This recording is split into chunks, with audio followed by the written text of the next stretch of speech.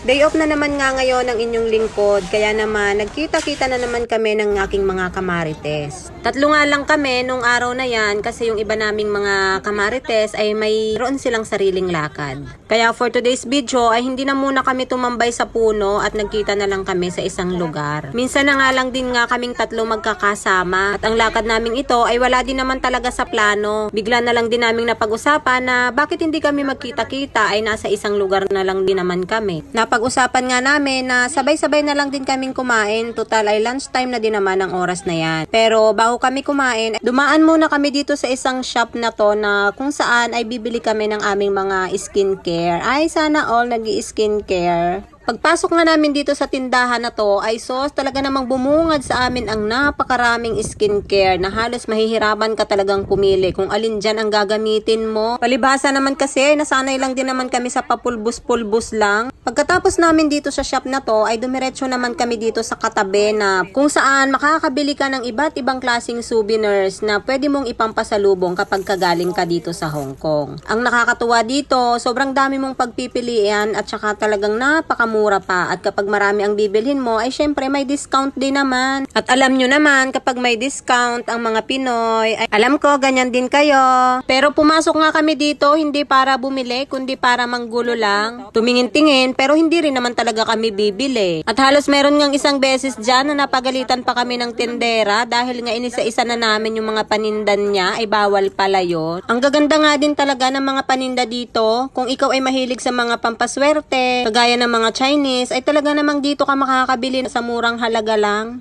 Kaya naman ang dami din naman talagang kababayan ang pumapasok dito sa shop na to. Pagkatapos namin dito ay umalis na nga rin kami para pumunta naman kami dun sa lugar na aming kakainan. Napag-usapan kasi namin na kumain kami ng pizza. Medyo matagal-tagal na nga rin talaga nung huling kaming kumain dito na kaming tatlo lang din ang magkasama noon. Kaya ngayon ay naisipan namin na bumalik. Pero on the way papunta dun sa restaurant na aming kakainan ay napadaan na naman kami dito sa Sasa. Isa nga din ito sa kilalang shop dito sa Hong Kong kung saan makakabili ka ng mga cosmetics at mga pang skincare at dito makakabili ka rin ng mga branded na pabango. Kaya naman pumasok muna kami at tumingin-tingin at itong kasama ko ay gusto daw maki-spray ng mga tester. Sobrang dami nga din talagang branded na pabango dito na andyan ang CK, Volgari at kung ano-ano pa pero yun nga lang talagang may kamahalan nga din talaga ang presyo niya. Kaya naman nagmalis na lang kami at wala naman kaming pambili dyan. Pagkalabas namin ay umakyat na nga din kami dito sa escalator. Taas ding lugar kasi yung pupuntahan namin para kumain ng pizza. Medyo pabundok na nga din talaga yung lugar pero buti na nga lang talaga at may mga escalator dito. Kaya hindi ka talaga mapapagod kahit papaakyat ang pupuntahan mo. Bago nga kami makarating sa Paisanos Pizza ay halos ilang escalator nga din ang aming dinaanan. Siguro mga nasa 4 o 5 ba gayon. Bukod sa escalator ay syempre meron ding lakad. Medyo may kalayuan nga din talaga pero dahil gutom nga kami at gusto namin kumain ng pizza ay for the go. After 45 years ay nakarating na nga din kami dito sa Paisanos Pizza. Ay sa wakas makakakain na din. Kahit nga medyo may kainitan talaga ang panahon ng mga araw na yan ay talagang for the go ang mga marites. Pagpasok namin dito sa Paisanos ay bumungad na nga sa amin itong mga naglalakihang pizza. At dahil pizza nga ang kanilang specialty kaya halos pizza lang din ang makikita mo sa display. Pero bukod dyan, meron din naman silang ibang pagkain na pwede mong pagpilian. Pero dahil nga pizza ang dinayo namin dito kaya pizza ang uorderin namin. At habang ang nag-iisip kami kung anong flavor yung uorderin namin, ay napag-isip-isip namin na parang masarap uminom ng beer kapartner ng pizza. Katanghali ang tapat nga yung oras na yan, pero dahil napakainit ng panahon, ay napakasarap nga din talagang uminom ng napakalamig na beer. Yun nga lang, ang presyo ng beer sa kanila ay halos doble kapag bumili ka sa labas. Kaya sa halip na uminom kami ng beer, aba ay nag 7-up na nga lang.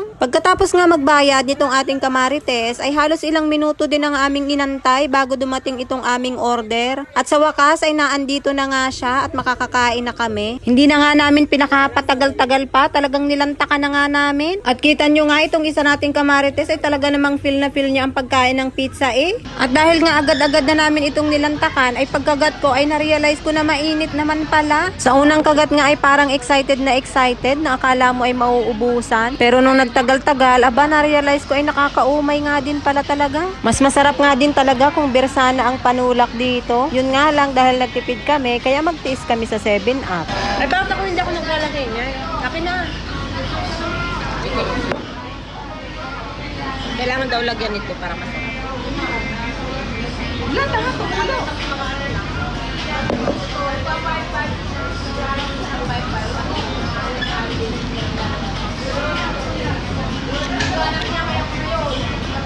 Mga ragong mahilig. Paubos na nga ang kinakain namin nang ma-realize ko na kaya pala ako nauumay ay hindi ko nilalagyan ng tabasco ang aking kinakain. Mas masarap nga din talaga kapag medyo may maanghang-anghang. Palibhasa kasi busy kami sa aming mga pagmamarites habang kumakain kami. Kaya hindi ko namalayan. Buti na nga lang talaga bago ko namalayan ay hindi pa ubos ang aking kinakain. Hindi na nga din kami nagpakatagal-tagal pa dito sa restaurant na to dahil malayo-layo pa nga yung aming lalakarin bago pa kami makarating sa sakayan. Wala na nga din kaming iba pang pupuntahan pagkatapos naming kumain. Kaya naman, napagdesisyon na namin na magkanya-kanya na kami ng uwi. Medyo nakakapagod nga din talaga ang lakad namin na yan kahit pa sabihing hindi kami inabot ng maghapon. Bukod nga sa napagod kami, ay napagastos na naman nga din kami. Pero dahil nga minsan lang din naman kami magkasama at minsan lang din naman kami gumastos ng ganito para sa mga sarili namin, ay for the go. Salamat sa inyong panonood!